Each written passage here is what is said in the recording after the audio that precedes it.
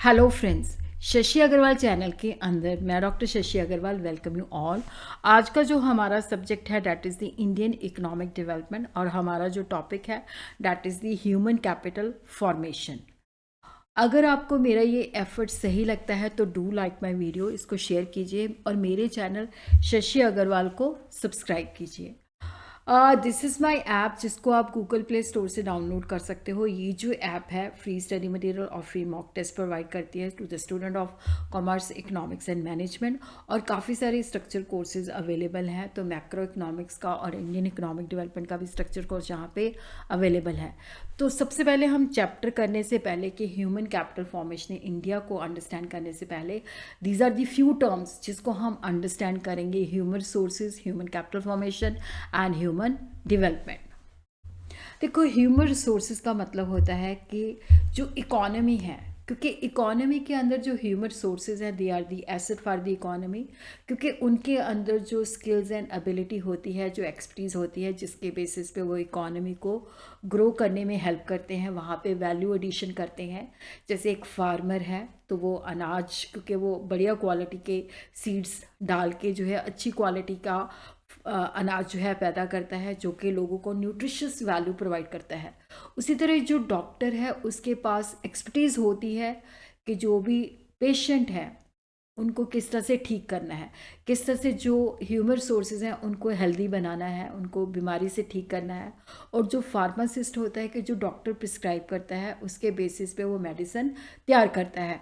और जो टीचर है उसका कंट्रीब्यूशन तो बहुत ही इंपॉर्टेंट होता है, क्योंकि जो स्टूडेंट के ऑब्जेक्टिव्स होते हैं, जैसे कुछ स्टूडेंट्स ने डॉक्टर बनना होता है, कुछ स्टूडेंट्स ने इंजीनियर बनना होता है, कुछ स्टूडेंट ने CA CS, किसी ने पायलट बनना होता है, तो वो टीचर जो है स्टूडेंट्स को गाइड करते हैं ताकि जो भी उनके ऑब्जेक्टिव हैं वो अचीव कर सके। तो टीचर के पास कैपेबिलिटी होती है लोगों को गाइड करने की, एजुकेशन देने की, ताकि स्टूडेंट जो है अपने लक्ष्य पे पहुंच सके।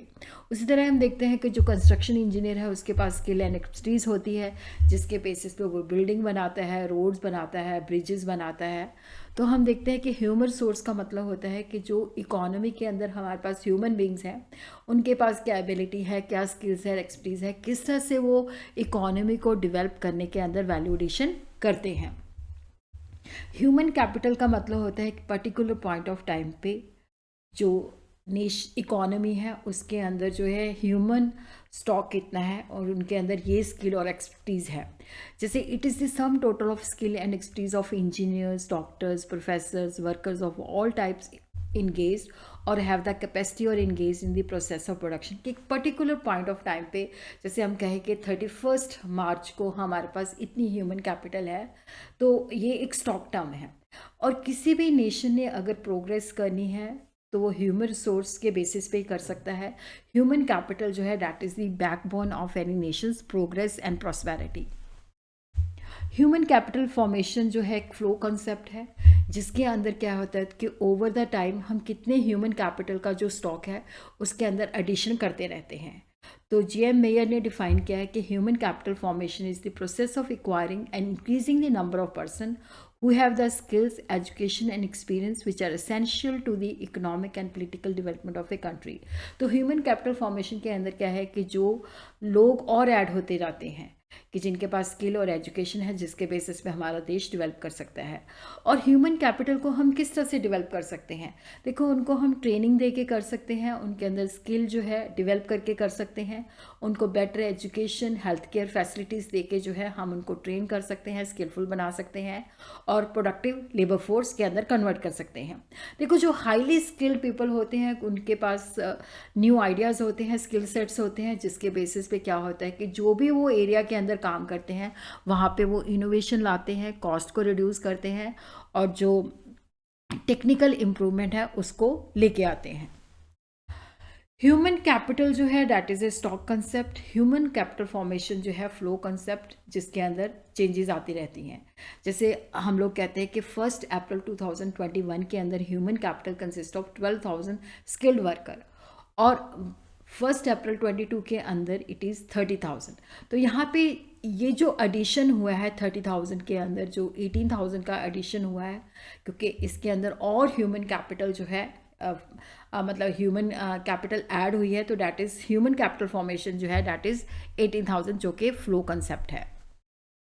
कुछ टर्म्स और है, जैसे फिजिकल कैपिटल जो होती है कि जो जैसे बिल्डिंग्स है, ब्रिजेस है, फैक्ट्रीज है, मशीन्स हैं, क्योंकि जिनसे हम प्रोडक्शन कैपेसिटी जनरेट करते हैं और जिसको हम अप्लाई करके जो होता है जो है काम करते हैं। जैसे बेसिकली जो क्या कहते हैं मैकेनिकल इंजीनियर्स हैं, जो फैक्ट्रीज़ होती हैं वहाँ पे चीज़ें मैन्युफैक्चर होती हैं, तो मशीनें का इस्तेमाल होता है। और फिज़िकल कैपिटल का मतलब होता है कि जो ह्यूमन बींग्स ने मशीनरी बनाई है, बिल्डिंग बनाई है, that is the produced means of production, जिससे हम चीज़ों को मैन्युफैक्चर करते हैं, सर्विसेज चीज़ों को प्रोड्यूस करते हैं।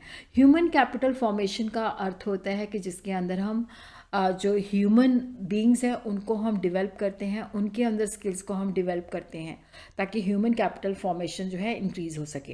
ह्यूमन कैपिटल स्किल सेट होती है कि जो ह्यूमन बीइंग्स हैं जिनको हम ट्रेनिंग देते हैं, जिनको हम एजुकेट करते हैं, उनके अंदर क्या एजुकेशनल क्वालिफिकेशन है। जैसे एक मैकेनिकल का प्रोफेसर है तो डेफिनेटली उसके पास मैकेनिकल जो है की डिग्री होनी चाहिए, उसको अपने सब्जेक्ट्स की नॉलेज होनी चाहिए, और उसको मतलब अपने एरिया के अंदर एबिलिटी और एक्सपर्टीज़ होती है। तो ह्यूमन कैपिटल स्किल सेट का मतलब है कि एक जो भी प्रॉपर ह्यूमन बींग्स हैं उसके अंदर रिस्पेक्टिव एरिया के अंदर उनकी प्रॉपर एजुकेशनल क्वालिफिकेशन होनी चाहिए और सब्जेक्ट के बारे में नॉलेज। जैसे डॉक्टर है, अगर वो गायनी का डॉक्टर है तो उसको गायनी के बारे में नॉलेज होनी चाहिए।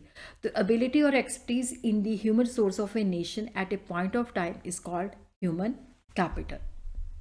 कि एक पर्टिकुलर पॉइंट ऑफ टाइम के अंदर कि जो हमारी एक्सपर्टीज़ होती है, स्किल होती है ह्यूमन रिसोर्सेज के पास, उसको हम ह्यूमन कैपिटल कहते हैं।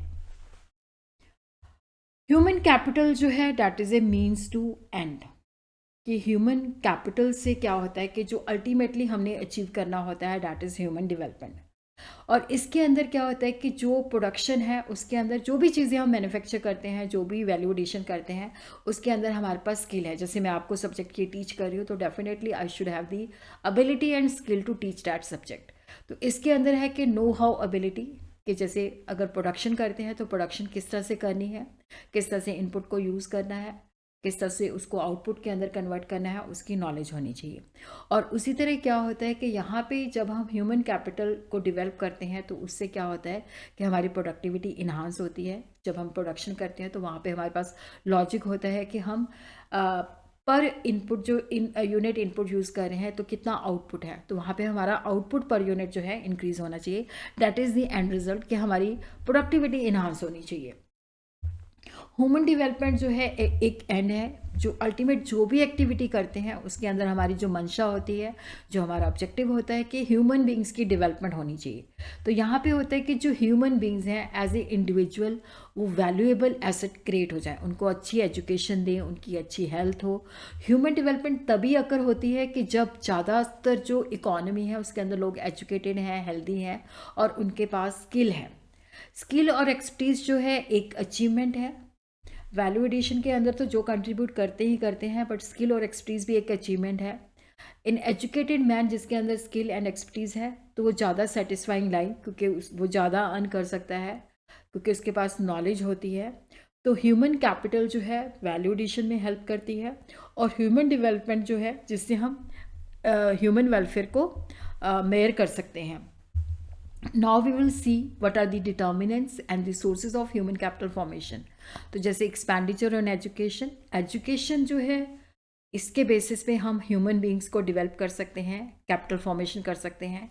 तो that is the most effective way of raising A productive workforce, क्योंकि जब हम उनको एजुकेशन प्रोवाइड करते हैं, नॉलेज प्रोवाइड करते हैं, तो जिनसे उनसे एबिलिटी जनरेट होती है, और it is a very important source of human capital formation.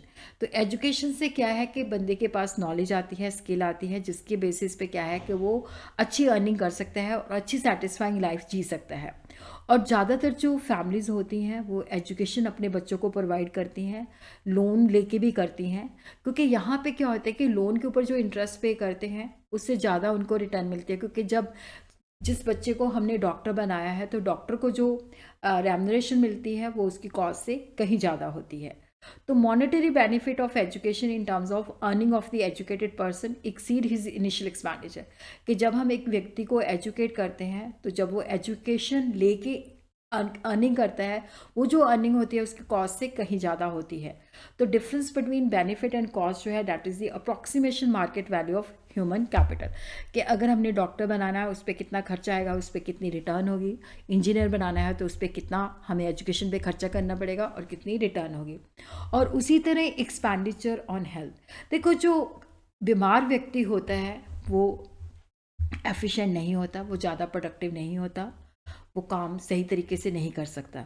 तो एक साउंड माइंड जो होता है साउंड बॉडी के अंदर बसता है, जिससे क्या होता है कि जो हेल्दी व्यक्ति है वो ज़्यादा एफिशिएंट, ज़्यादा प्रोडक्टिव होता है और वैल्यू एडिशन के अंदर ज़्यादा कंट्रीब्यूशन कर सकता है, जिसके बेसिस पे इकोनॉमी के अंदर जो है जो प्रोडक्शन है वह तेज़ी के साथ बढ़ती है और जीडीपी के अंदर भी वो कंट्रीब्यूट करता है। एक सिक व्यक्ति जो है, जो बीमार व्यक्ति है, वो कुछ भी कंट्रीब्यूट नहीं कर पाता, अगर वो चीज़ें बनाता भी है तो कई बार वो सही नहीं होती।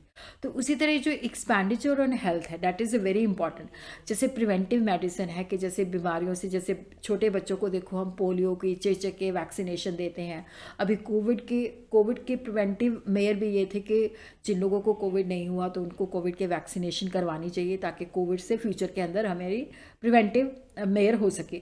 तो प्रिवेंटिव मेडिसिन का अर्थ होता है कि हमें बीमारी ना पकड़े, और क्यूरेटिव होता है कि अगर हम बीमार हो जाते हैं तो वहाँ पे हमें मेडिकल फैसिलिटी प्रोवाइड की जाती है ताकि हम बीमारी से ठीक हो सकें।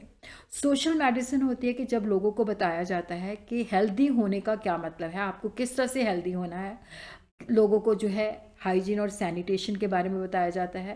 क्योंकि जो हेल्थ एक्सपेंडिचर है इससे क्या होता है कि एक लेबर फोर्स जो हमारे पास आती है वो हेल्दी होती है, ज़्यादा एफिशिएंट एंड प्रोडक्टिव होती है। एंड जो हेल्थ के ऊपर खर्चा है that is also a source of capital formation.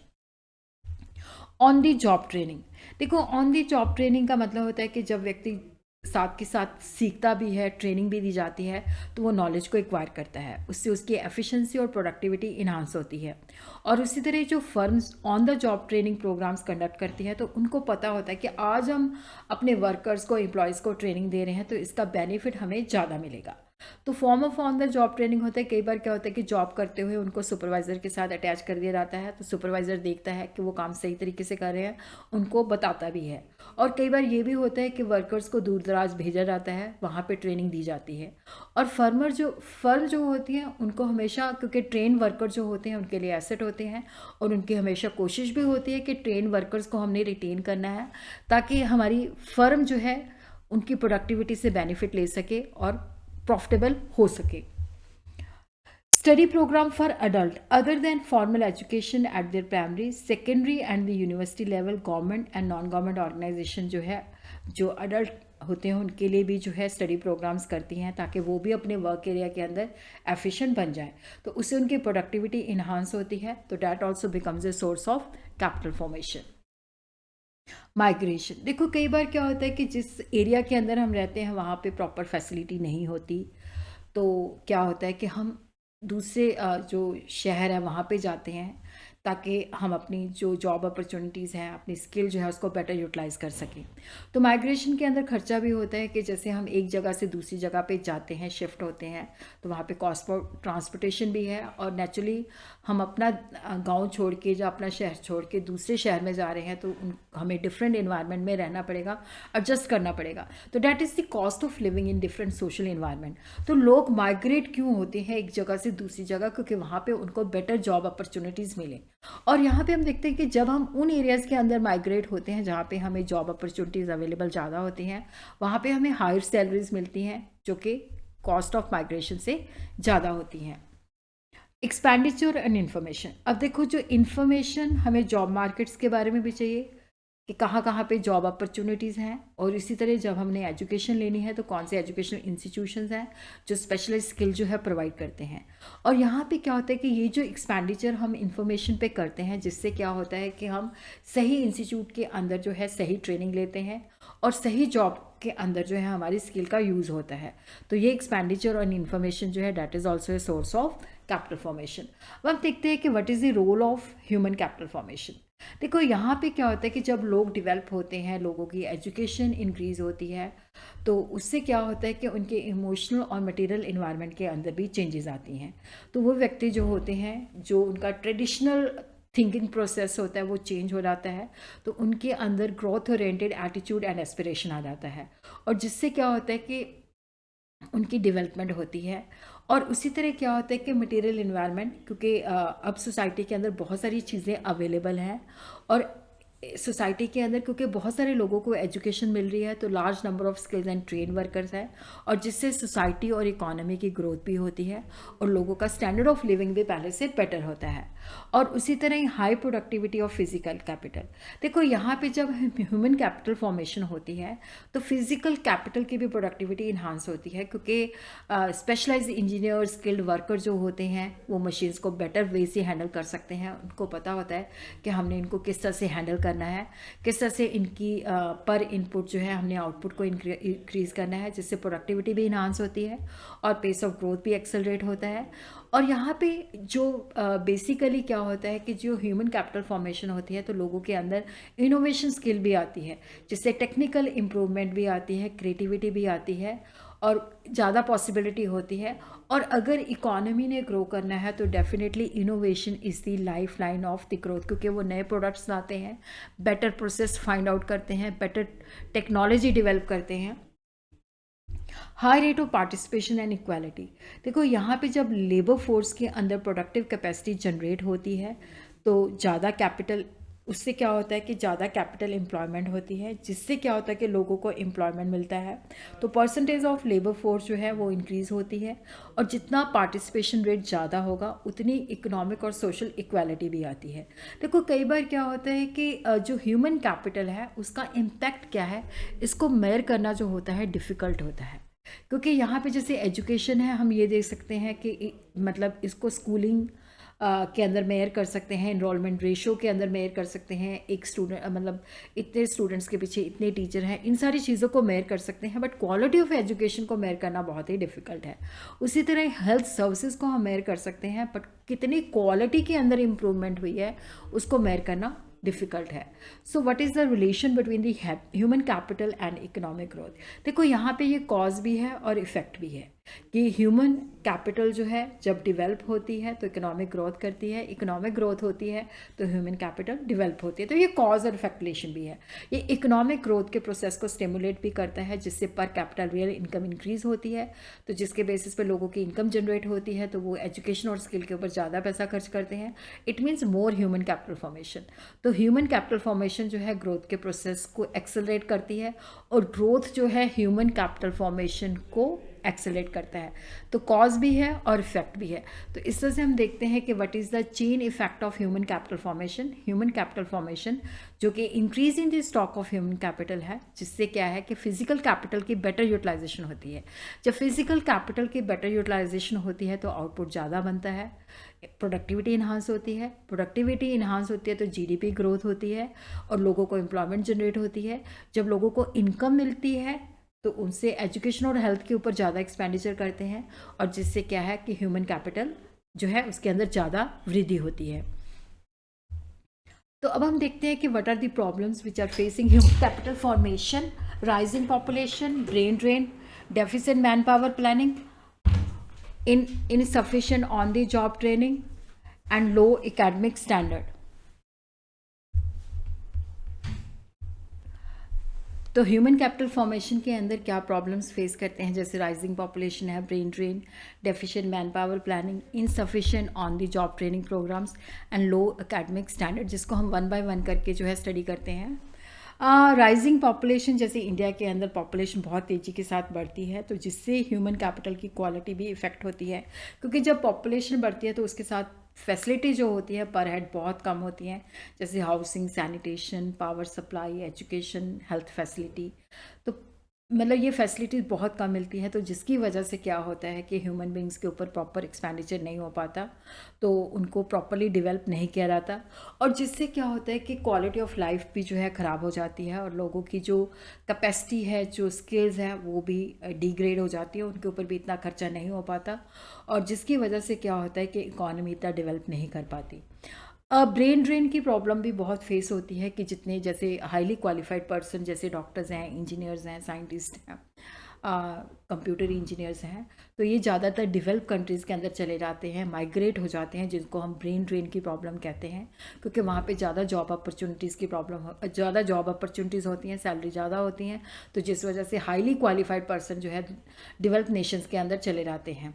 तो इससे क्या होता है कि इकोनॉमी के अंदर, क्योंकि हमारा जो क्वालिफाइड पर्सन है वो दूसरे देशों में चले जाते हैं, तो वहाँ पे बेनिफिट होता है, तो हमारे देश को बेनिफिट नहीं होता, तो ह्यूमन कैपिटल फॉर्मेशन का जो प्रोसेस है वो काफ़ी स्लो हो जाता है।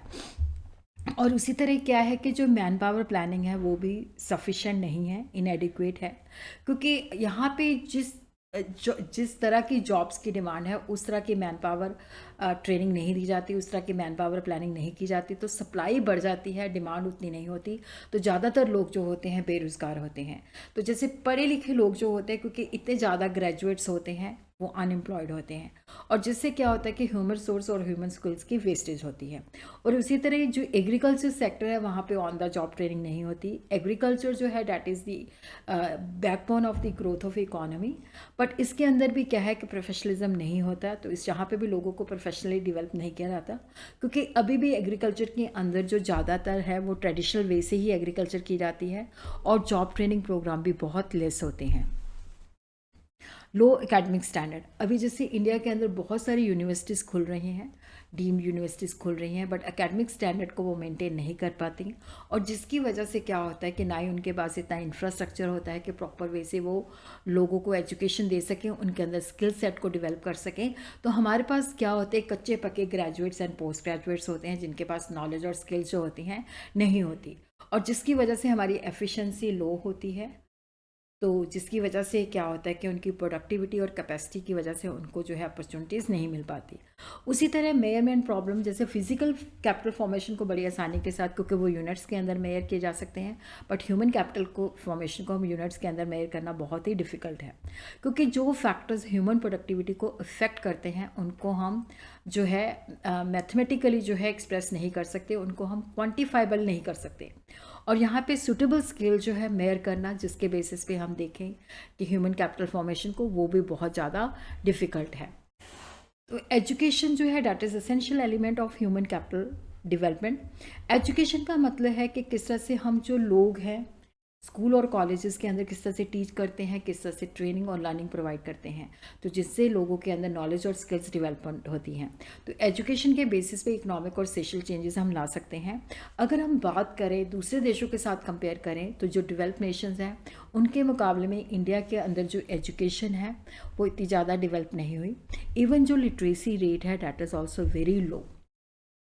अकॉर्डिंग टू सेंसस 2011, 74.0% जो पॉपुलेशन थी वो लिटरेट थी, जबकि डेवलप नेशन के अंदर ये जो नंबर है 90 to 95% है। और जो लिटरेसी है, तो ये भी क्या है कि academic one of the major factor for the socio economic progress, क्योंकि लिटरेसी रेट अगर पहले से बेटर होगा तो इट मीन्स के वैल्यू एडिशन हो रही है। तो लिटरेट पर्सन जो है vital asset to the nation's development. तो जो नेशनल सर्वे ऑफ इंडिया के अंदर रिपोर्ट पब्लिश हुई है, तो लिटरेसी रेट जो 2021 के अंदर है ये 77.7% है, जबकि लिटरेसी रेट 2011 के अंदर ये 74% था। तो इतनी ज़्यादा इम्प्रूवमेंट नहीं हुई। और उसी तरह mail literacy rate of India जो 2021 है ये 84.7 है, और फीमेल लिटरेसी रेट जो है वो 70.3% है। और उसी तरह अर्बन एरिया के अंदर जो लिटरेसी रेट है वो 87.7 है, और रूरल के अंदर 73.5% है। तो केरला जो है that is the most literate state in India, literacy rate जो है डैट इज़ 96.2%। एजुकेशन जो है लिटरेसी से ज़्यादा वाइडर कंसेप्ट है। लिटरेसी के अंदर हम देखते हैं कि व्यक्ति जो है लिख भी सकता है और पढ़ भी सकता है, बट एजुकेशन के अंदर primary education, secondary education and tertiary education आ जाती है। Importance and objective of education, के जो एजुकेशन लोगों को मिलती है तो उससे रिस्पॉन्सिबल सिटीज़न बनते हैं, और साइंस और टेक्नोलॉजी डेवलप होती है, और ह्यूमन बींग्स की प्रॉपर डेवलपमेंट होती है, जिससे वो नेचुरल सोर्सेज को प्रॉपरली यूज़ करते हैं, लोगों की सोचने की शक्ति बढ़ती है, मेंटल हॉरिजन एक्सपैंड होता है, तो कल्चरल स्टैंडर्ड भी इम्प्रूव होते हैं, और ये इकोनॉमिक डेवलपमेंट को भी प्रमोट करते हैं, और उसके साथ पर्सनैलिटी भी डेवलप होती है। Need for government intervention in education health. देखो यहाँ पे क्या है कि बहुत सारा खर्चा चाहिए, वो सरकार ही कर सकती है, क्योंकि प्राइवेट सेक्टर जो है वो इतना खर्चा नहीं करेगा, क्योंकि वो ज़्यादा एजुकेशन की फ़ीस वगैरह नहीं ले सकता, तो वो अपनी कॉस्ट जो है नहीं कवर करेगा, तो इस वजह से वो ज़्यादा उनको इंड्यूसमेंट नहीं मिलती। हमारा देश जो है पुअर है, जिसकी वजह से क्या होता है कि लोग जो होते हैं, education is very costly, health is very costly, तो वो चीज़ों को नहीं जो है अफोर्ड कर सकते। उसी तरह जो इंडिविजुअल कंज्यूमर्स होते हैं उनको क्वालिटी और कॉस्ट के बारे में नहीं पता, तो जो प्राइवेट सेक्टर है वो काफ़ी उनको एक्सप्लॉइट करता है। तो गवर्नमेंट जो है एजुकेशन और हेल्थ जो है फ्रीली प्रोवाइड करे एटलीस्ट बैकवर्ड क्लासेस को, ताकि लोगों को डिवेल्प किया जा सके।